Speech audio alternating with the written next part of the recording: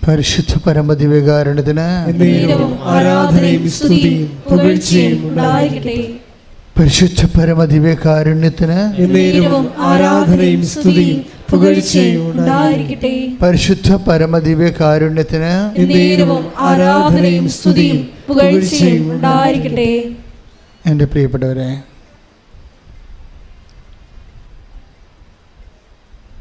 ഉടമ്പടി എന്ന് പറയുന്നത് ഭൗതികമായ ഭാഷയിൽ പറഞ്ഞാൽ സീറോ ക്യാപിറ്റലിൽ വർക്ക് ചെയ്യുന്ന ഒരു പദ്ധതിയാണ്. നമുക്കൊരു ബിസിനസ് ചെയ്യണമെങ്കിലും അതിന് ജോലി വേണമെങ്കിലും നമ്മുടെ കയ്യിൽ ഭൗതികമായ ആസ്തികളുണ്ടാകണം. ഉടമ്പടി പ്രകാരം നമ്മൾ ദൈവത്തിൻ്റെ ആസ്തികളിലെ, ചിലപ്പോൾ ദൈവത്തിൻ്റെ ആസ്തികളിൽ മാത്രം ആശ്രയിച്ചും ഉടമ്പടി നമുക്ക് വിജയിപ്പിച്ചെടുക്കാൻ പറ്റും. ഞാൻ ഇങ്ങനെ ആമുഖമായിട്ട് എന്താ ഇങ്ങനെ പറഞ്ഞതെന്ന് വെച്ച് കഴിഞ്ഞാൽ, നിങ്ങൾ ആവലാതിപ്പെടേണ്ട ഒരു കാര്യമില്ല. നമ്മുടെ കൗണ്ടർ പാർട്ട്, നമ്മൾ ഇൻട്രാക്ട് ചെയ്യുന്ന വ്യക്തി ദൈവമായതുകൊണ്ട് ദൈവത്തിൻ്റെ കപ്പാസിറ്റിയിലാണ് നമ്മൾ ഉടമ്പടി ആശ്രയിക്കുന്നത്. അപ്പോൾ ദൈവത്തിൻ്റെ കപ്പാസിറ്റിയിൽ നമ്മൾ ഡ്രോ ചെയ്യണമെന്നുണ്ടെങ്കിൽ നമുക്ക് വളരെ ട്രഡീഷണൽ ആയിട്ടുള്ള കുറച്ച് കാര്യങ്ങൾ ആണ് വേണ്ടത്. ട്രഡീഷണലായിട്ട് ദൈവമായിട്ട് ഇൻട്രാക്ട് ചെയ്യാനായിട്ടുള്ള കാര്യങ്ങളിലൊന്ന് വിശ്വസ്തതയാണ്. ദൈവം ഓർക്കുന്നത് വിശ്വസ്തതയാണ്. അപ്പം നിസ്സാര കാര്യമല്ല വിശ്വസ്തത എന്ന് പറയുന്നത്. ഇപ്പം പ്രവാചകന്മാരുടെയൊക്കെ പ്രാർത്ഥന പരിശോധിച്ചാൽ പ്രവാചകന്മാർ ദൈവത്തോട് പറയുന്നത് തന്നെ, എൻ്റെ പൂർവ്വകാലങ്ങളിലുള്ള അങ്ങയോടുള്ള വിശ്വസ്തത അങ്ങ് ഓർക്കണമേ. അത് വല്ലാത്ത പ്രാർത്ഥനയാണ്. ഒരു പ്രാർത്ഥന ദൈവം സ്വീകരിക്കണമെങ്കിൽ അതിൻ്റെ ബേസ്മെൻറ്റിൽ വിശ്വസ്തത, എൻ്റെ വിശ്വാസത്തെ ഓർക്കണമേ എന്നല്ല പ്രാർത്ഥിക്കണത്. നമുക്ക് വചനം എടുക്കാം. ശ്രുതികടെ ഹല്ലേലൂയ.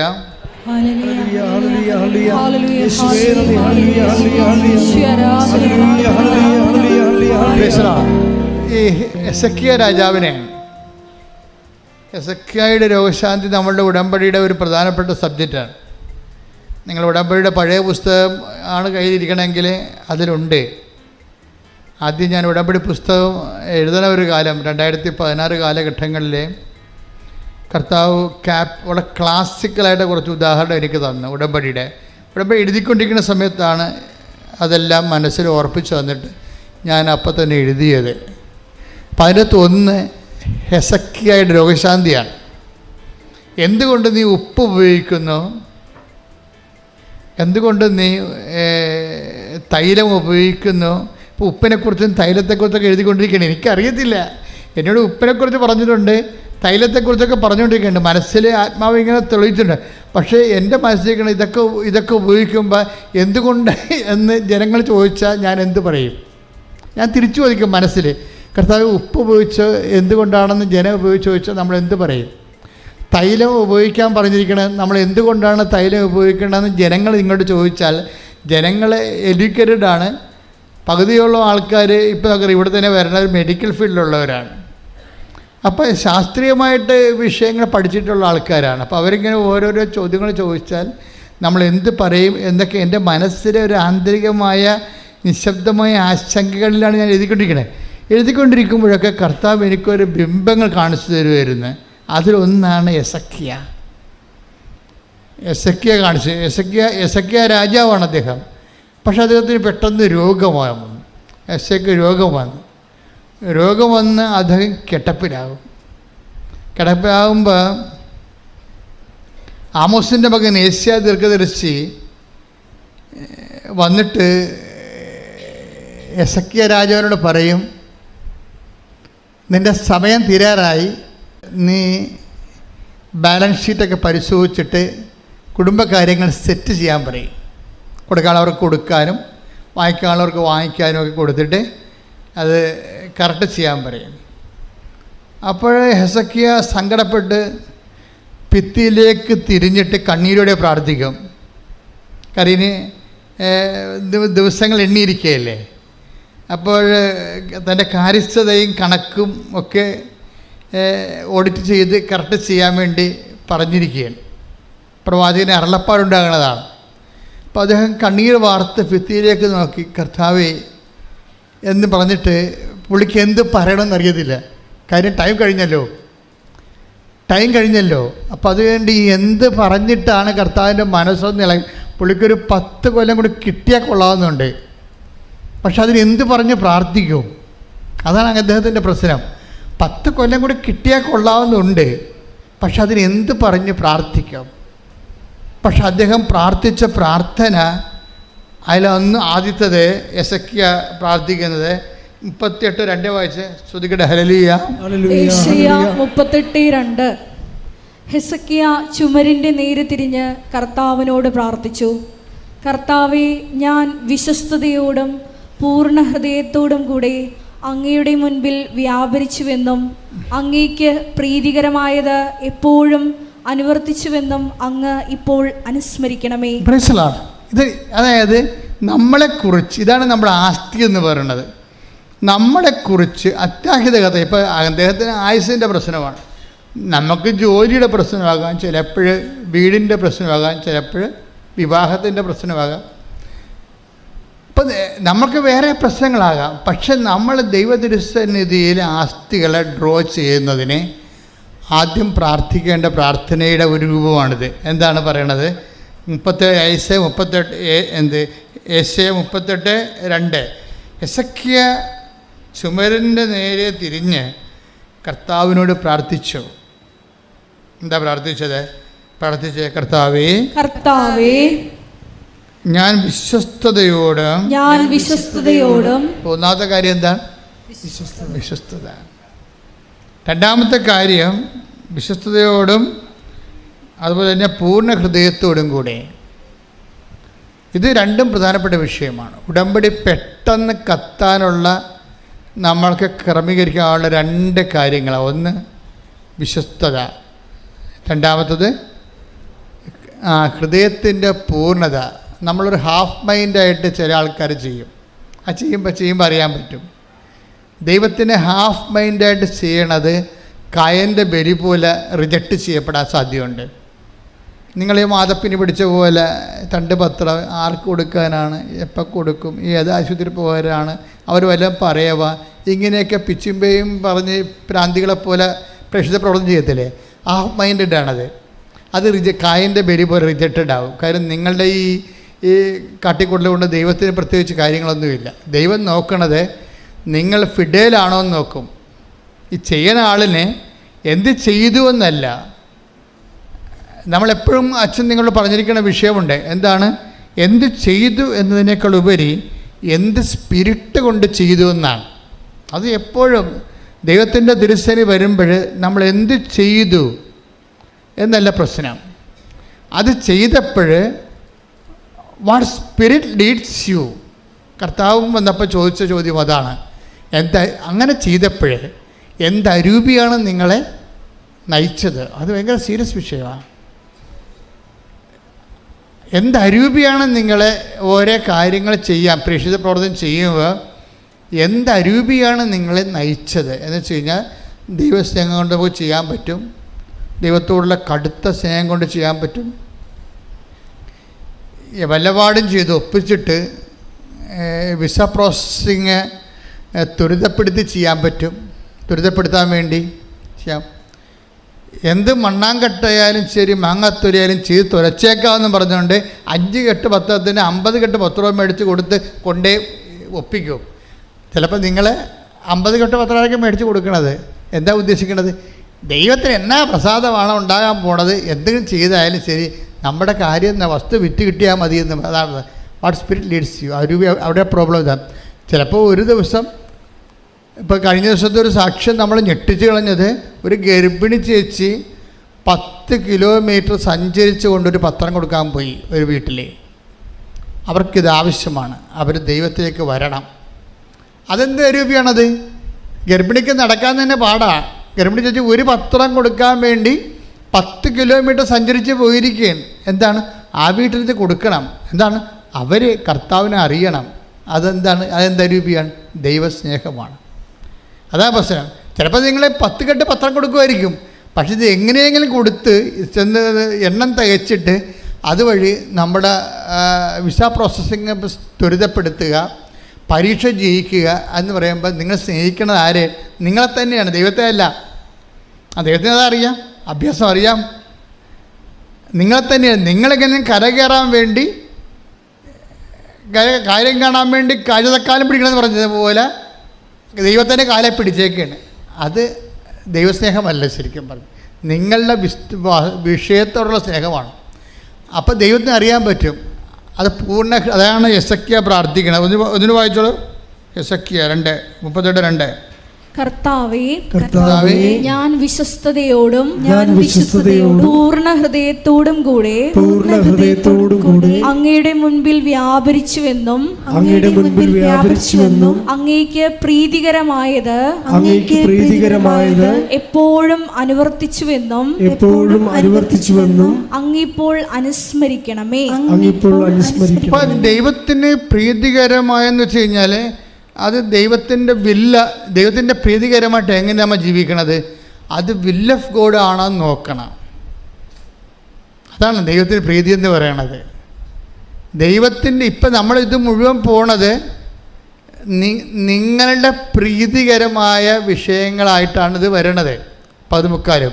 അപ്പം ദൈവത്തിന് അറിയാം ഇത് നിങ്ങളുടെ വിഷയം നിറവേറ്റി കഴിഞ്ഞാൽ പിന്നെ നിങ്ങൾ ഉടമ്പടിയിൽ ഉണ്ടാകത്തില്ലെന്ന് ദൈവത്തിന് അറിയാം. കഴിഞ്ഞ ദിവസങ്ങളിൽ ഒരു ഫിലിം ഡയറക്ടർ ഇവിടെ വന്നിട്ടുണ്ടായിരുന്നു. അപ്പം അയാൾ എന്നോടൊരു ചോദ്യമേ ചോദിച്ചുള്ളൂ. അയാൾ കുറേ നേരം ഇതിൻ്റെ അകത്ത് ഉടമ്പടി എടുക്കുന്നവരെ കണ്ട് നിൽക്കുകയാണ് അയാൾ. എന്നിട്ട് അയാളുടെ കൂടെ ഒരു അച്ഛൻ വന്നായിരുന്നു. അച്ഛൻ എന്നെ കയറി കണ്ടേച്ചും അച്ഛൻ പറഞ്ഞു, എൻ്റെ കൂടെ ഒരു ഡയറക്ടർ വന്നിട്ടുണ്ട്, അച്ഛന് 1 മിനിറ്റ് സംസാരിക്കാവോ, വല്ല കുഴപ്പമുണ്ടോ എന്ന് ചോദിച്ചപ്പോൾ ഇല്ല വിളിക്കാൻ പറഞ്ഞു. അപ്പോൾ ഡയറക്ടർ വന്ന് എൻ്റെ മുമ്പിൽ ഇരിക്കുകയാണ്. എന്നിട്ട് അയാൾ എന്നോട് ഒരു ചോദ്യം ചോദിച്ചു, ഈ ഉടമ്പടി എടുക്കുന്ന കക്ഷികൾ ഉടമ്പടി ജീവിക്കുന്നുണ്ടോ അച്ഛാന്ന് ചോദിച്ചു. ഞാൻ എടുത്ത വായിക്കും പറഞ്ഞ് 15% എന്ന് പറഞ്ഞു. അത് എൻ്റെ മനസ്സിൽ ഈശോ തന്നിരിക്കുന്ന 15%. അയാൾ ചോദിച്ചത് ഉടമ്പടി എടുത്ത വ്യക്തികൾ ഇപ്പം സിനിമാ നടന്മാരും അതുപോലെ തന്നെ പൈലറ്റുമാരും അതുപോലെ തന്നെ ശാസ്ത്രജ്ഞന്മാരും വക്കീലന്മാരും ജഡ്ജിമാരും ഒക്കെ ഉടമ്പടി എടുത്തിട്ടുണ്ട്. അപ്പോഴേ സാധാരണ മനുഷ്യർ ഉടമ്പടി എടുത്തിട്ടുണ്ട്. അപ്പോൾ അവരുടെ ചോദ്യം ഇതാണ്, ഉടമ്പടി എടുത്ത വ്യക്തികൾ ഉടമ്പടി ജീവിക്കുന്നുണ്ടോ? അവരുടെ പിന്നീടുള്ള അവരുടെ ജീവിതം എങ്ങനെയാണെന്ന് ചോദിച്ചു. പിന്നീടുള്ളവരുടെ ജീവിതം എങ്ങനെയാണ്? അതാണ് ചോദ്യം. അച്ഛനല്ല ചോദിച്ചത്, അൽമേനിയാണ്, വിശ്വാസിയാണ് ചോദിച്ചത്. അപ്പം ഞാൻ ഞാൻ ചിന്തിച്ചല്ല മറുപടി പറഞ്ഞു. എടുത്ത കാര്യം എനിക്ക് റെഡിമെയ്ഡ് ആൻസർ അതിനതുണ്ട്. ഞാൻ പറഞ്ഞു 15% ഉടമ്പടി ജീവിക്കുന്നുണ്ട്, ബാക്കി 80% പോക്കാണെന്ന് പറഞ്ഞു.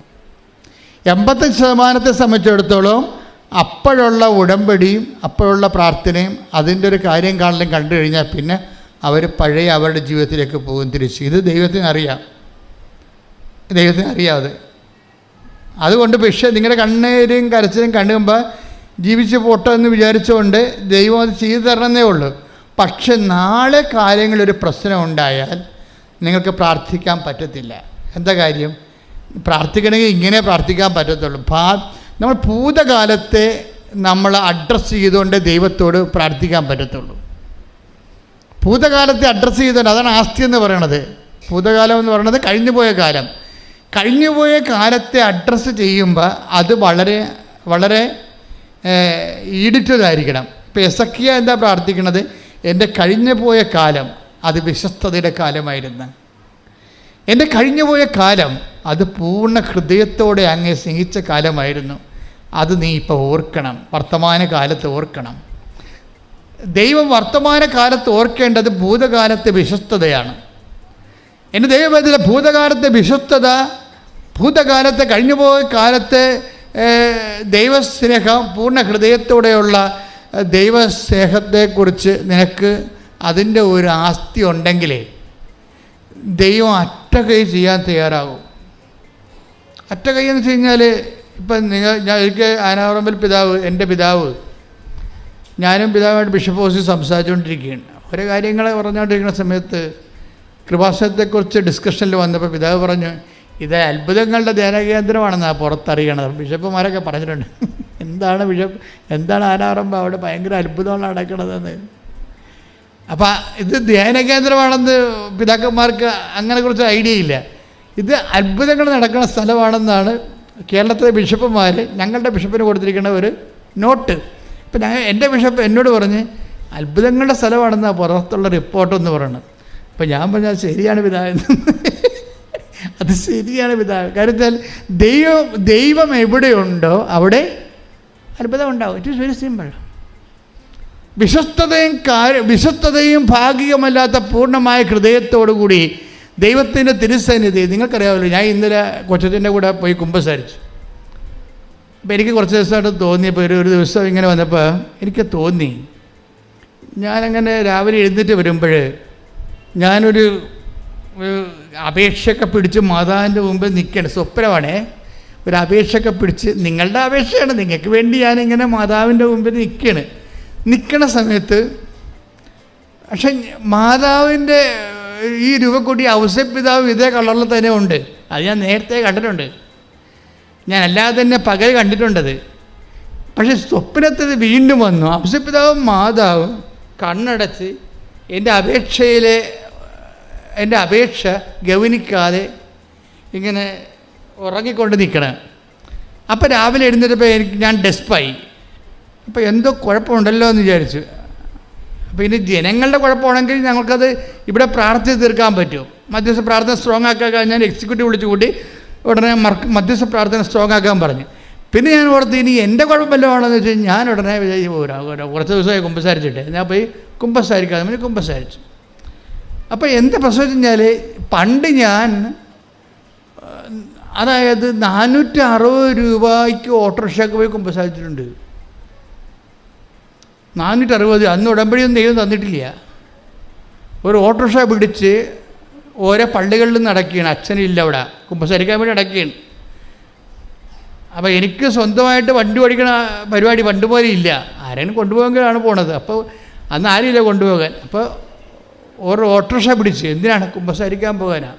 അപ്പോൾ അടുത്ത ഒരു ആശ്രമത്തിൽ ചെന്ന്, അവിടെ അച്ഛനില്ല. പിന്നെ അവിടുന്ന് വേറെ ആശ്രമത്തിൽ പോയി, അവിടെ അച്ഛനില്ല.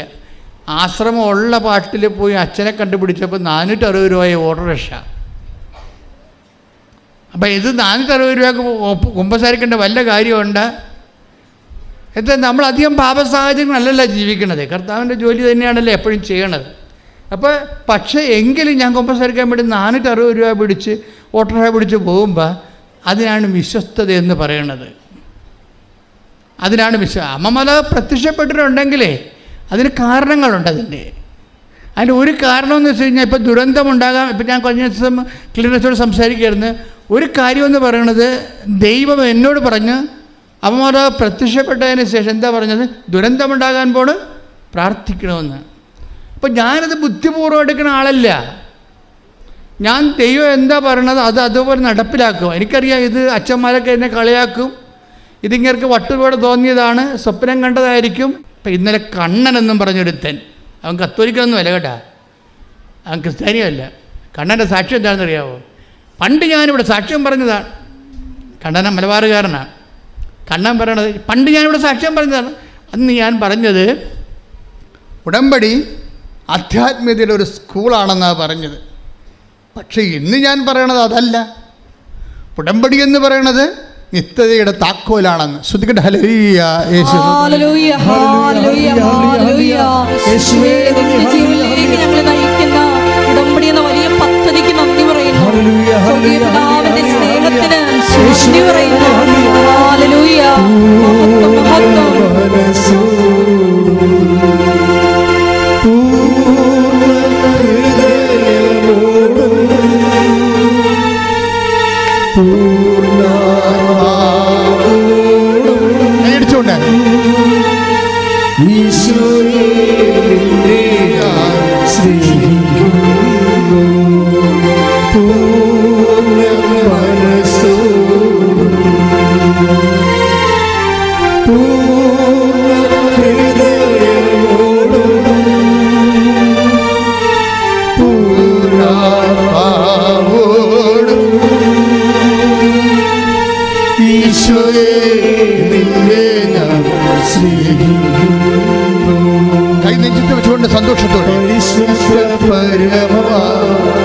ദിവ്യകാരുണ്യമേ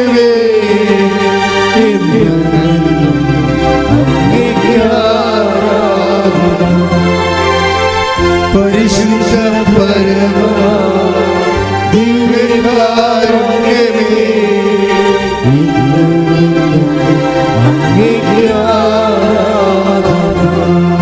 പരിശുദ്ധ പരമ ദിവ്യകാരുണ്യത്തിന്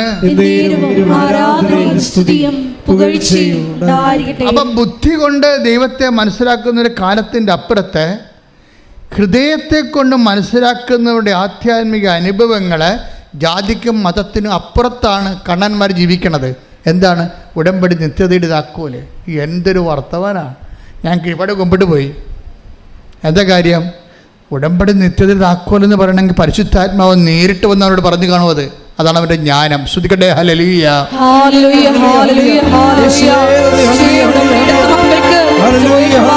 പുസ്തകത്തിൽ പറയുന്നത് പോലെ ആത്മാവിന്റെ വലിയ വെളിപ്പെടുത്തലുകൾ നൽകുന്നതിന് നന്ദി പറയുന്നു. ഹല്ലേലൂയ. ആരാധന. ഹല്ലേലൂയ.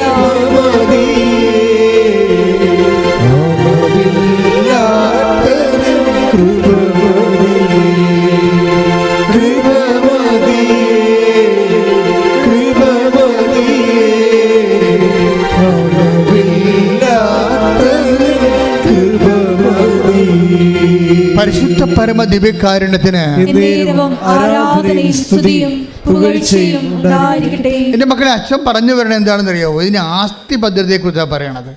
അത് നിങ്ങൾക്ക് അതായത് ദൈവസ്നേഹ, ദൈവത്തോടുള്ള ആർദ്രമായ, ദൈവത്തിന് വേണ്ടി ജീവിക്കണം.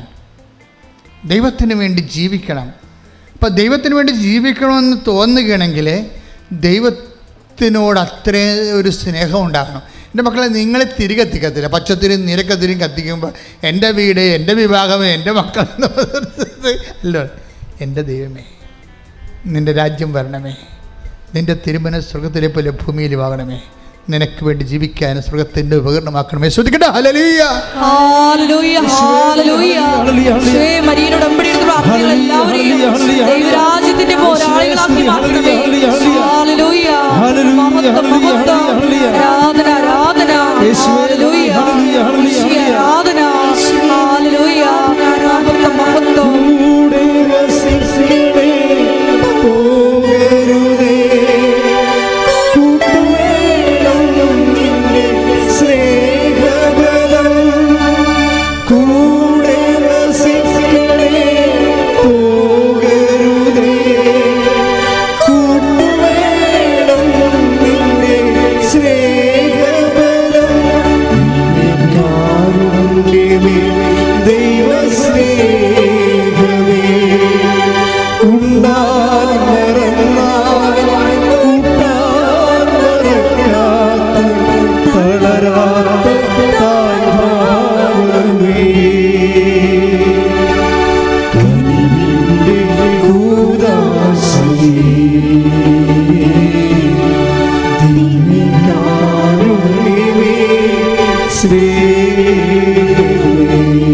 പരിശുദ്ധ പരമ ദിവ്യകാരുണ്യത്തിന്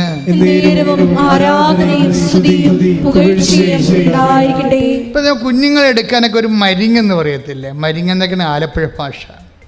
ഇപ്പം നമ്മളീ കുഞ്ഞു കുട്ടികളൊക്കെ ഒരു ജ്ഞാനസ്ഥാന പ്രായമാകണ സമയത്തൊക്കെ സാധാരണ അമ്മമാർ കുഞ്ഞുങ്ങളെ കൈമാറി കൊടുക്കത്തില്ലല്ലോ. ആശുപത്രിയിൽ നിന്നൊക്കെ പെറ്റ് വന്നിട്ടും കുഞ്ഞുങ്ങളെ അടുത്ത് അവർ പോയി ഇരിക്കും, തൊടിക്കത്തൊന്നുമില്ല. കാര്യം കൊച്ചു പിള്ളേരായാലും നമ്മുടെ ആൻറ്റിമാരായാലും കുഞ്ഞുങ്ങളെ വന്ന് എടുക്കുന്നതിൻ്റെ കൈ ഈ ഒരു മരിങ്ങുണ്ട്, അതല്പം തെറ്റിപ്പോയാൽ കുഞ്ഞിന് നീർക്കെട്ടലുണ്ടാവും. അതുകൊണ്ട് അമ്മമാർ തന്നെ എടുക്കണം. അതുകൊണ്ട് അമ്മമാരല്ല കൈമാറി എടുത്താൽ കൊച്ചുക്ക് നിലവിളിക്കുകയും ചെയ്യും ഉടനെ. അത് എഴുതണ പേന പോലൊരു തായമുണ്ട്, അതിന് എടുക്കുന്നതിൻ്റെ തായമുണ്ട്. ഇതുപോലെ ദൈവസ്നേഹത്തിനൊരു തായമുണ്ട്. ഞാൻ നിങ്ങൾക്ക് മനസ്സിലാകുന്ന ഭാഷ സംസാരിച്ച ദൈവസ്നേഹത്തിനൊരു തായമുണ്ട്. നമ്മൾ ദൈവത്തിൻ്റെ മകനാണെന്ന് ദൈവത്തിന് തോന്നണം, അല്ലാതെ എന്തോ ഒരു ഫങ്ഷണറി ആണെന്ന് തോന്നരുത്. ഇപ്പോൾ ഒരു വിഷയമുണ്ടായി, അതിൻ്റെ പേരിൽ ഇപ്പോൾ ഒന്ന് കുറച്ച് ആധ്യാത്മിക അഭ്യാസങ്ങൾ കാണിച്ചു കൂട്ടുന്ന എന്തോ ഒരു വസ്തുവാണെന്ന് തോന്നരുത്. മറിച്ച് ദൈവത്തെ സ്നേഹിക്കാൻ. എന്തിനാ ഞാൻ ഉടമ്പടി എടുത്തതെന്ന് ചോദിച്ചാൽ ഒറ്റടിക്ക് പറയണം, ഞാൻ ദൈവത്തെ സ്നേഹിക്കാൻ തീരുമാനിച്ചെന്ന് പറയണം. മനസ്സിലായില്ലേ? എന്തിനാണ് നിങ്ങൾ ഉടമ്പടി എടുത്തത്? ശ്രുതികട്ടെ ഹല്ലേലൂയ. ഹല്ലേലൂയ ഹല്ലേലൂയ. ഈശോയുടെ ഉടമ്പടി ഞങ്ങൾ എല്ലാവരുടെയും ദൈവ സ്നേഹം വർദ്ധിപ്പിക്കണമേ. Hallelujah hallelujah. ദൈവ സ്നേഹമേ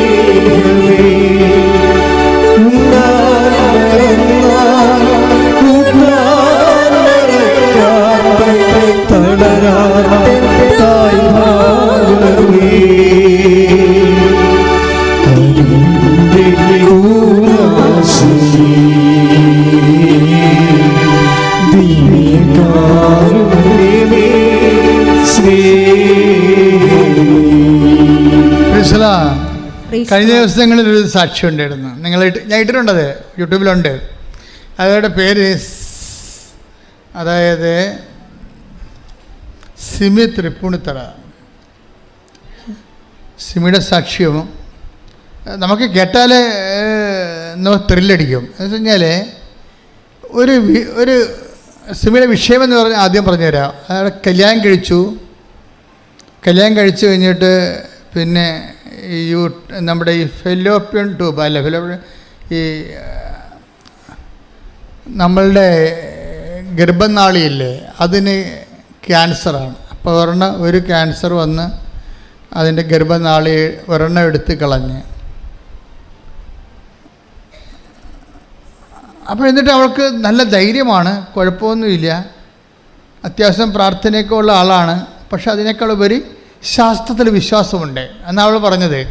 ഞാൻ പ്രാർത്ഥനയൊക്കെ ഉള്ള ആളാണ്, പക്ഷെ എന്നാലും എനിക്ക് ഒരു അണ്ടനാളി എടുത്ത് കളഞ്ഞിട്ടും എനിക്ക് മരുന്നുണ്ടല്ലോ, ഡോക്ടറുണ്ടല്ലോ, ശാസ്ത്രമുണ്ടല്ലോ, സയൻസ് ഉണ്ടല്ലോ എന്നൊക്കെ പറഞ്ഞ് ഞാൻ വിശ്വസിച്ച് ഞാനങ്ങനെ ധൈര്യപ്പെട്ടിരുന്നു. ഇപ്പം കുറച്ച് കഴിഞ്ഞപ്പോൾ ഒരു 6 മാസം കഴിഞ്ഞപ്പോൾ ചികിത്സ പോകുന്നുണ്ട്. പക്ഷേ പിന്നീട് ചെക്ക് ചെയ്തപ്പോൾ വീണ്ടും സെക്കൻഡ് സ്റ്റേജ് ക്യാൻസർ വന്ന്. അപ്പോൾ ഡോക്ടർ പറഞ്ഞ് കീമോ സ്റ്റാർട്ട് ചെയ്യാമെന്ന് പറഞ്ഞു. അപ്പോൾ ഞാൻ പറഞ്ഞു സയൻസ് ഉണ്ടല്ലോ, ഡോക്ടറുണ്ടല്ലോ, ശാസ്ത്രമുണ്ടല്ലോ, എനിക്കത് പ്രശ്നമൊന്നുമില്ല, കീമോ എടുത്തിട്ട് ഒത്തിരി പേര് രക്ഷപ്പെടുന്നുണ്ടല്ലോ, പിന്നെ എന്താ പ്രോബ്ലം? ഞാനങ്ങനെ മൈൻഡ് ചെയ്തില്ല. ഞാൻ വളരെ ക്ലിയറായിട്ട് പോയി. അങ്ങനെ ഒരു മാസം കഴിഞ്ഞ് ഒരു കൊല്ലം കഴിഞ്ഞപ്പോൾ, അപ്പോൾ ഞാൻ ഓക്കെ ആയിട്ട് ജോലിയൊക്കെ ചെയ്യുന്നുണ്ട്. അത് പോയ ക്യാൻസർ 3-ാം പ്രാവശ്യം വന്ന്. 3-ാം പ്രാവശ്യം എൻ്റെ ഇവിടെ തോളിലൊരു മുഴ വന്ന് എൻ്റെ പെൽവിക് റീജിയനിലൊക്കെ അരക്കെട്ടിന് താഴെയും അരക്കെട്ടോട് ബന്ധപ്പെട്ട ഭാഗങ്ങളെല്ലാം ഇതുപോലെ മുഴകൾ വന്നു. അപ്പോൾ ഡോക്ടർ പറഞ്ഞു പെറ്റ് സ്കാൻ എടുക്കണമെന്ന് പറഞ്ഞു. അപ്പോൾ പെറ്റ് സ്കാൻ എടുത്തു. അപ്പോൾ കുറച്ച് വ്യാപിച്ചിട്ടുണ്ട് എന്ന് പറയുമ്പോൾ അപ്പോൾ ഡോക്ടർ പറഞ്ഞു നമുക്ക് നോക്കാം എന്ന് പറഞ്ഞു. അപ്പോഴെൻ്റെ ചങ്ക് പതറിപ്പോയി. ഇത്രയും നാൾ ഡോക്ടർ കുഴപ്പമില്ല എന്ന് പറഞ്ഞതെന്ന് വെച്ചാൽ ഇപ്പം പറഞ്ഞത് എന്താണ്, നമുക്ക് നോക്കാം. അപ്പം ഞാൻ വിശ്വസിച്ച സയൻസിനെ എവിടെയോ അടി പതറുന്നുണ്ട്. ആ പതർച്ച തിരിച്ചടിച്ച് ഇവൾക്ക് കരിവെള്ളം മുടിയൊക്കെ പോയി, ലക്ഷണം മാറി. അപ്പോൾ ഇനി എന്ത് ചെയ്യുമെന്നറിയാൻ പാടില്ലാതെ പോയി. മനസ്സിലായില്ലേ? 3-ാം സ്റ്റേജ് വന്നിട്ട് 1.5 കൊല്ലം 2 കൊല്ലം ഈ പേഷ്യൻ്റ് കടന്നു പോയിട്ടും സയൻസ് ഉണ്ടല്ലോ, ഡോക്ടറുണ്ടല്ലോ, ചികിത്സയുണ്ടല്ലോ, എത്ര പേര് ചികിത്സിച്ച് സുഖപ്പെടുന്നുണ്ടല്ലോ എന്ന് പറഞ്ഞ് ധൈര്യപ്പെടുകയാണ്. അപ്പോഴും ഇവർക്ക് ഫുള്ളായിട്ട് ദൈവത്തിൽ ഇൻവെസ്റ്റ് ചെയ്യാൻ പറ്റണില്ല. എന്താ കാര്യം? ചികിത്സയുണ്ടല്ലോ, ഡോക്ടറുണ്ടല്ലോ, സയൻസ് ഉണ്ടല്ലോ എന്നൊക്കെ പറഞ്ഞുണ്ടല്ലോ എന്നൊക്കെ പറഞ്ഞിട്ട് അവരതിന് അവലംബം വെച്ച് നിൽക്കുകയാണ്. ഇവിടെയാണ് ഈ എസക്കിയ പറയുന്നത്. ആ വചനം വായിച്ച മോളെ ശ്രുതികട്ടെ. യെശയ്യാ 38:3. കർത്താവേ, ഞാൻ വിശ്വസ്തയോടും പൂർണ്ണ ഹൃദയത്തോടും കൂടെ അങ്ങയുടെ മുൻപിൽ വ്യാപരിച്ചുവെന്നും അങ്ങേക്ക് പ്രീതികരമായത് എപ്പോഴും അനുവർത്തിച്ചുവെന്നും അങ്ങിപ്പോൾ അനുസ്മരിക്കണമേ. അപ്പൊ എസക്കിയ എന്താ പ്രാർത്ഥിക്കണത്? ഒന്ന്, എൻ്റെ പൂർവ്വകാലങ്ങളിലുള്ള വിശ്വസ്തത. പിന്നെ എന്താ? പൂർണ്ണമായ ഹൃദയത്തോടെ അങ്ങയുടെ അവരുടെ പ്രശ്നം വേണ്ടത്. ഇപ്പോൾ ഡോക്ടർ ഉണ്ടല്ലോ, സയൻസ് ഉണ്ടല്ലോ, മെഡിസിൻ ഉണ്ടല്ലോ എന്ന് പറയുമ്പോഴേ പൂർണ്ണ ഹൃദയമില്ലത്. ഹൃദയം 1/4 സയൻസിന് കൊടുത്തിരിക്കുകയും. ഇവിടെയാണ് പ്രശ്നം വേണ്ടത്. നിങ്ങൾ സയൻസിന് കൊടുക്കും, ഞാനും ചികിത്സിക്കുന്നതാണ്, എനിക്കും രോഗം വന്ന് ഞാനും ചില സമയത്ത് ചികിത്സിക്കും. പക്ഷേ അതല്ല പ്രശ്നം. നമ്മൾ അതിന് ഹൃദയം കൊടുക്കരുത്. ഹൃദയം ആർക്കാണ് കൊടുക്കേണ്ടത്? ഹൃദയം സയൻസിനെയും ഡോക്ടറിനെയും കണ്ടുപിടിച്ച ദൈവത്തിനാണ് 1ാം സ്ഥാനം കൊടുക്കേണ്ടത്. ശ്രുതിക്കട്ടെ ഹല്ലേലൂയ. ഹല്ലേലൂയ ഹല്ലേലൂയ ഹല്ലേലൂയ. യേശുവേ എപ്പോഴും അങ്ങയുടെ സന്നിധിയിൽ പൂർണ്ണ ഹൃദയത്തോടെ വ്യാപരിക്കുവാൻ ഈ ആരാധനയിലൂടെ ഞങ്ങളെ അഭിഷേകം ചെയ്യണമേ. ഹല്ലേലൂയ. ആരാധന. ഹല്ലേലൂയ. രക്ഷകാ കർത്താവേ നാഥനേ യേശുവേ രക്ഷകാ കർത്താവേ നാഥനേ യേശു കർത്താവാണെന്നും യേശു ദൈവമാണെന്നും ഞാൻ വിശ്വസിക്കുന്നു, ഞാൻ പ്രഖ്യാപിക്കുന്നു. യേശു കർത്താവാണെന്നും യേശു ദൈവമാണെന്നും ഞാൻ വിശ്വസിക്കുന്നു, ഞാൻ പ്രഖ്യാപിക്കുന്നു. യേശുവേ രക്ഷകാ കർത്താവേ നാഥനേ യേശുവേ രക്ഷകാ കർത്താവേ നാഥനേ. പരിശുദ്ധ പരമ ദിവ്യകാരുണ്യത്തിന് ആരാധനയും സ്തുതിയും പുകഴ്ചയും ഉണ്ടായിരിക്കട്ടെ. ഇടത് കൈയും വലത് കൈയും പോലെ തന്നെ പ്രാർത്ഥനയുടെ 2 കൈകളാണ്. എന്ത്? വിശ്വസ്തതയും പൂർണ്ണഹൃദയവും. പൂർണ്ണഹൃദയം എന്ന് പറയുമ്പോൾ ഇപ്പോൾ ഈ ചേച്ചി എന്നാ പറയണത്? എനിക്ക് ഡോക്ടർ ഉണ്ടല്ലോ, മരുന്നുണ്ടല്ലോ, സയൻസ് ഉണ്ടല്ലോ എന്നല്ല. അതാണ്. അപ്പോൾ ഹൃദയം പകുതിയോളം മരുന്നിലാണ് ആശ്രയിക്കുന്നത്. പിന്നെ മേമ്പൊടിക്ക് പ്രാർത്ഥനയും. അവിടെ വിഷയം തന്നെ. നിങ്ങളുടെ വിഷയത്തിൽ വെറുതെ വരുകയും നിങ്ങളെന്താ പറയണമെന്ന് വെച്ച് കഴിഞ്ഞാൽ നമുക്ക് കുഴപ്പമില്ല, വീട് വെക്കാം, ലൈഫിൻ്റെ കാശ് കിട്ടിയല്ല 4 ലക്ഷം, ബാക്കി നമുക്ക് ഇന്നാളെ ഇത്ര രൂപ തരാനുണ്ടല്ലോ അത്, പിന്നെ വീട്ടിൽ പൊന്നുണ്ടല്ലോ അത്, ഇങ്ങനെ കുറേ ആശ്രയം വെക്കും.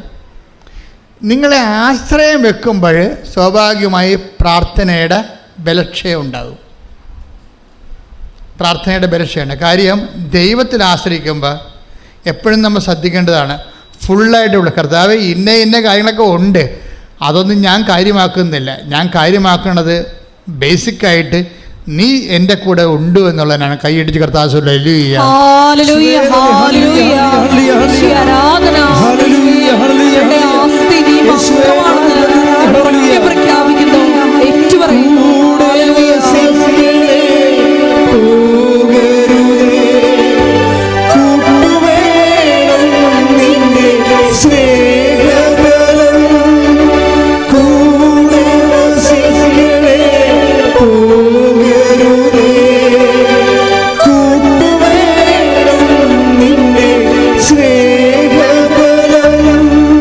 പരിശുദ്ധ പരമ ദിവ്യകാരുണ്യത്തിന് ആരാധനയും സ്തുതിയും പുകഴ്ചയും ഉണ്ടായിരിക്കട്ടെ. എപ്പോഴും നമ്മൾ ശ്രദ്ധിക്കണം. നമുക്ക് ഇന്ന കാര്യങ്ങളൊക്കെ ഉണ്ടാകാം, പക്ഷെ അത് പ്രേയറിൽ അഡ്രസ്സ് ചെയ്യരുത്, മനസ്സിൽ പോലും ഓർക്കരുത്.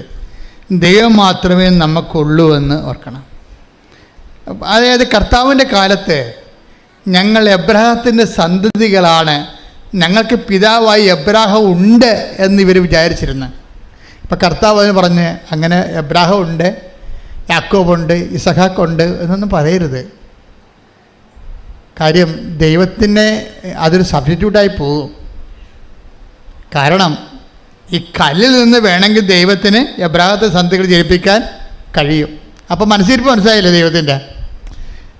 ഞങ്ങൾക്ക് പിതാവായി എബ്രാഹം ഉണ്ട്. Take the word of God. ശ്രുതിക്കട്ടെ ഹല്ലേലൂയ ഹല്ലേലൂയ ഹല്ലേലൂയ ഹല്ലേലൂയ ഹല്ലേലൂയ. യേശുവേ നന്ദി നന്ദി നന്ദി കർത്താവേ. ഹല്ലേലൂയ ഹല്ലേലൂയ ഹല്ലേലൂയ ഹല്ലേലൂയ. യേശുവേ ആരാധന ആരാധന ആരാധന ആരാധന. വീഴ്ചകൊണ്ട്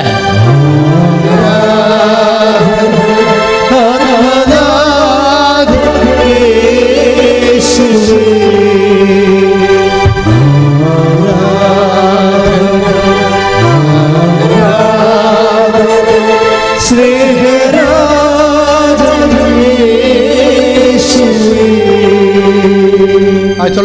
മത്തായി 3:9. മത്തായി 3:9. ആ, ഞങ്ങൾക്ക് പിതാവായി അബ്രഹാം ഉണ്ട് എന്ന് പറഞ്ഞ് അഭിമാനിക്കേണ്ട. ശരി, ഇതാണ് പ്രശ്നം.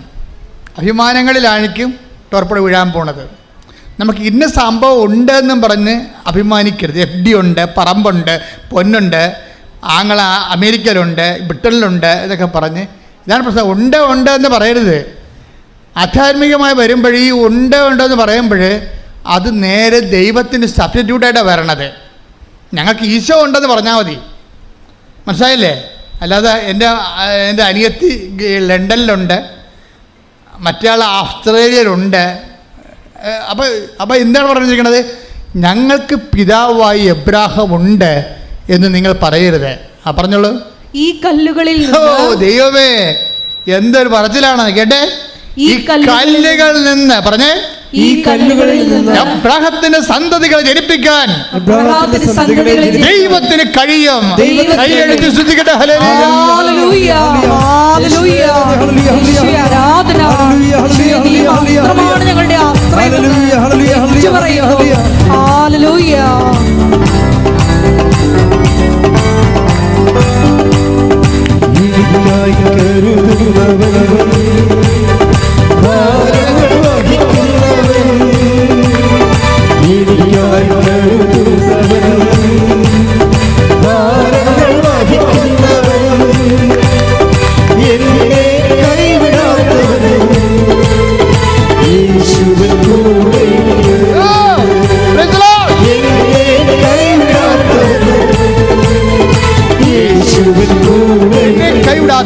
എന്നെ കൈവിടാത്തവൻ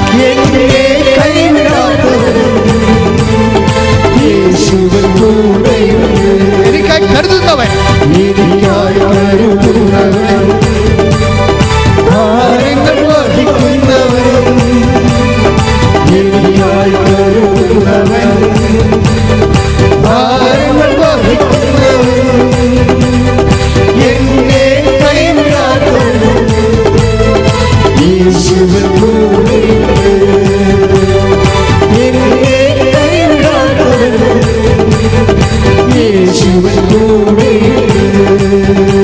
പരമദിവ്യകാരണത്തിന്.